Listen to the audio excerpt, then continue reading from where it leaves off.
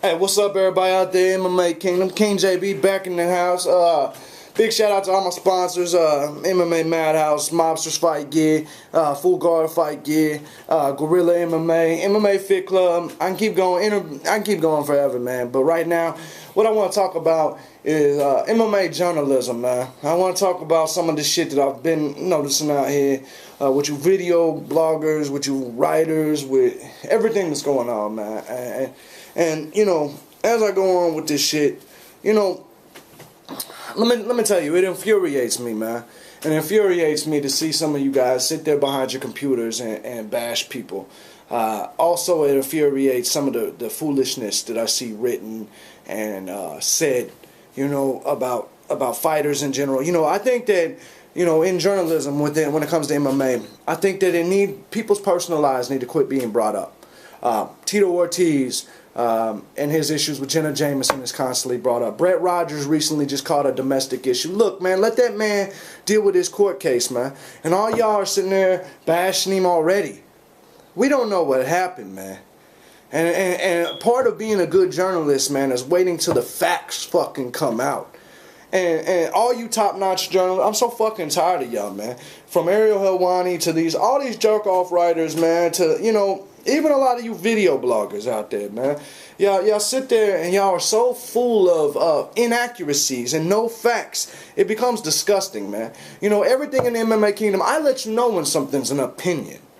You know, I don't try to present opinions off as facts, because that is called bad journalism, man. That's not doing your fucking job. You know, facts and opinions are supposed to come from fans. And that when I give you a fact or opinion, I tell you this is my opinion as a fan. But when I put on my journalism cap, so to speak, I tell you, man, this is an unbiased view of shit.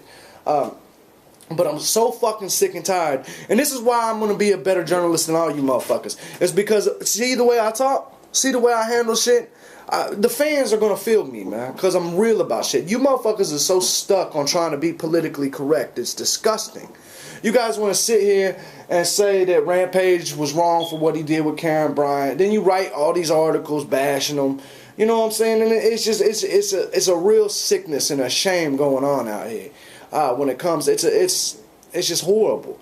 And I think in the end, the MMA fans are really going to see the difference between King JB and Ariel Helwani or any of you motherfuckers that's out there, especially you writers, man. You writers are the real asses. You writers that are never found interviewing fighters. Y'all just sit behind your computer and pump out article after article. King JB does that shit too, but also you'll see me at the fights. You'll see me on video. I don't hide my face. I ain't no bitch.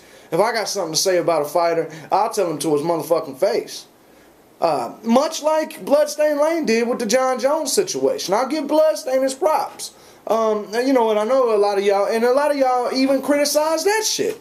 Y'all criticize the fact that me and Bloodstained Lane is cool. Listen, man.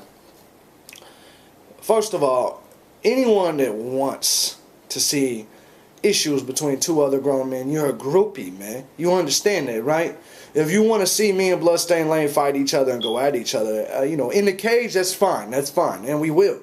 But on YouTube videos and all that, man, that means you're a fucking groupie, man, if you really want to see that. You're like a little chick. You're like one of the little immature kids in high school yelling, fight, fight. You're fucking gay, period. Now, back to the journalism aspect. Here is why the MMA Kingdom and things like this are going to excel in the future, man. That's because I'm not sitting here trying to be politically correct. You know, and a lot of that is molded even after Dana. You don't see Dana trying to be politically correct. And the MMA sport as a whole is not politically correct. So, you know, the truth of it is why these journalists have to be so fucking politically correct all the time is beyond me. You know, they have to say what they think is what needs to be heard or what people want to hear. Fuck that. I'll tell you right off the jump, whether you want to hear it or not. You know, I have different opinions about steroids than most people. I have different opinions on a lot of things, and it's like, but the journalists as a whole, they have to bash every single thing. They sit there and say Tito Ortiz should have been fired a long time ago. Why? Why? Because you say so? Y'all say, you know, kudos to Dana White for firing Brett Rogers. I say the exact opposite. I think we need to find out what happened there before we fire anyone. Do you see what I'm saying? I think that with people, especially with legal cases, and this is one of my major issues with journalism, is people in the journalistic field of MMA, they attack all these fighters and all these people for their personal life issues, and I don't think that has any place in MMA. I don't think that as an MMA journalist that you should really give a fuck or care about Brett Rogers and his personal life until it's proven as fact. You know what I'm saying? I know MMA journalists that bash Lionheart Scott Blevins for this child molestation shit, you know, and they don't ever report the fact that he was never found guilty. Well, did he do it? Probably. Who the fuck knows? Who cares? Whatever. It is what it is. But it has nothing to do with anything. I like talking about his 0-17 record. That's what matters, because we're talking about MMA here. We're not talking about, this isn't we're not journalists when it comes to, we're not counselors, man. We're not Dr. Phil. So to sit here and say, to judge all these personal situations, that's not what a journalist should do, man. You know, you want to report something, cool. But to add your touch into it, to talk about Nate Marquardt, to talk about any of this shit from a personal life aspect, you know, and I'm not even talking about the steroids. Steroids is kind of intertwined into the sport, so I guess you reporting steroid issues and giving your opinion on it, I can accept. But, you know, you talking about domestic issues, that's none of your fucking business, man. What happens with Tito Ortiz and Jenna Jameson on Twitter has no place on an MMA website. It has nothing to do with anything, you know, and that's what I don't understand about you guys pumping out your articles, and you guys claim to be not biased when it's so obvious that you are exactly the opposite of that. You know, at least I come out and keep it real and say, look, man, I like Rampage Jackson, period. I keep it real about everything. But, you know, I don't claim to be a super journalist of the week and shit. You know what I'm saying? I'm just King JB, man. Like it or love it, I'm King JB. You motherfuckers, man, getting your little suit and ties and go, you know, you guys are fucking douchebags, man. For real, you guys are pieces of shit. And it's coming out to the surface. Look at Ariel Helwani right now. A lot of these MMA fighters are starting to get fed up with his shit. And then you guys have the nerve to bash Rampage and say Rampage is picking on him. First of all, Rampage don't go to Ariel Helwani. Ariel Helwani comes to him looking for interviews. You know, he's like a little fucking flea, man. And Rampage is like, man, get the fuck out of here, man. Rampage, first of all, Rampage is joking 99% of the time. I really wish he wasn't, because Ariel Helwani is a fucking nuisance. But, you know, the point of it is that, you know, these fighters, man, they're not reverends, they're not pastors, man. So you can't expect their personal life, and not everyone's George St. Pierre and completely politically correct for the camera, man. You know, you can't blame these people. Y'all bash Anderson Silva, y'all bash everybody. You know, y'all love Shogun Rua until he lost to, you know, John Jones, and now the entire media world talks about Shogun like he ain't shit. You know, and it's just becoming a real problem, the journalistic field here in MMA, man. You guys are just so fucking, you guys are bandwagon jumpers all the time, man. You guys ain't real fans of the sport, and that's why this sport needs someone like me. It needs Bloodstained Lane. It needs a lot of guys like us.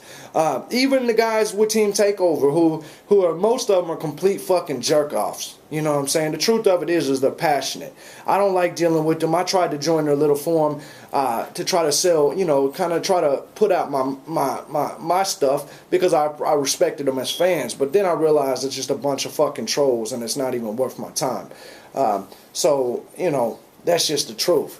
You know, a lot of these so-called cults and groups out here that follow MMA, man, that's what you get a lot. And I blame a lot of it on you fucking journalists, man, the way y'all fucking are, man. It's becoming engraved into the culture, man, this hypocrisy and this whiny bitch, everybody's got to be politically correct type of shit, man. It's just Dana White. How much shit does Dana White and Joe Rogan go through because of the way they talk? You know, granted, they're not Mike Goldberg. Everything they say doesn't sound beautifully politically correct. You know, and I just want y'all to realize that, man. This is not fucking church, man. This is MMA, man. And all you journalists out there are constantly talking, man. Y'all criticize events. Y'all think that every UFC event is going to be UFC 132 or 126 or 100, man. You know, like 133. To be honest, there's only going to be a couple real solid fights, man. But this is MMA. the whole card may end up being great. You never really know.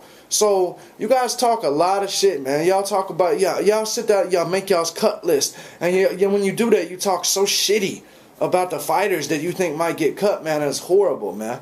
Y'all talk so shitty about fighters that don't fight in the UFC, like Antonio McKee and shit like that, and it's disgusting, man. Some of you journalists is just fucking disgusting, and I mean it. I'm calling y'all out by names. Shardog.com sucks. Period. Y'all suck, man. Y'all are so biased, it's fucking crazy. MMAfighting.com, man, y'all suck. Y'all, especially your writers. I'll give Ariel Helwani a pass, but you writers are fucking... Ben Folks is the most boring motherfucker I've ever seen. He's the most... I don't even know how to get into that, but he's a dumbass. You guys focus on all the... Bloody Elbow sucks. They're full of misinformation. Cage Potato, at least they're original, but they're full of misinformation. Let's see what else we got out there. MMA Bay. I give them a lot of respect, man, but, I'm not even going to go into that because I'm in the running for the tickets on their community site, and I don't want to fuck that up, man. So, I'll save my opinion for MMA Bay until after the new year. You know what I'm saying? MMA Bay is a great site, but, and Michael Pepper is definitely a mentor to me. I think even them, I think they become a little too judgmental, and I believe that, honestly, the thing about MMA Bay is that they're kind of put in a bad situation because they're all the way over there in the UK, so they're so out of the loop sometimes. Like the radio show is great, and I love the personalities on the radio show, but because their time difference is so fucked up, it's hard for them to get live listeners, live fighters, and it's just, I really love MMA Bay though. I really wish the success for them other than the Kingdom. I really, MMA Bay is my #2 site outside of the Kingdom, no question about it. But there's just a lot of criticism that comes towards me from them. And so, unfortunately, but I think it's a good thing because me and Michael Pepper, like I said, we're real close, man. So, I think maybe that's what it is. Me and Bradley Wharton are real cool, super cool. So, and Isaac Kuhlman, he's a dick. He sounds like a bitch so often. But the truth of it is Isaac's cool too. Sorry, Isaac. But anyway, moving on, man. A lot of these websites, a lot of these journalists, I just think in general, man, they need to think before they talk, man. And I try to at least put a product out here that matters. You know what I'm saying? And I try to do for the fans what they want. And some of these places do in some areas, but it's the writers, man. Not even the websites. It's the writers themselves. I big ups to like Bleacher Report, but even them, the only reporter on Bleacher Report I will read shit is Cody Slavinsky, man. Big ups Cody Slavinsky. But that's it, And so I just think that we need a new era of reporting in MMA. I think we need a new face, a new voice for us fans in MMA. And King JB is it, man. So I ask y'all to ride along with me, man. This is the first time I've really posted a video about MMA journalism.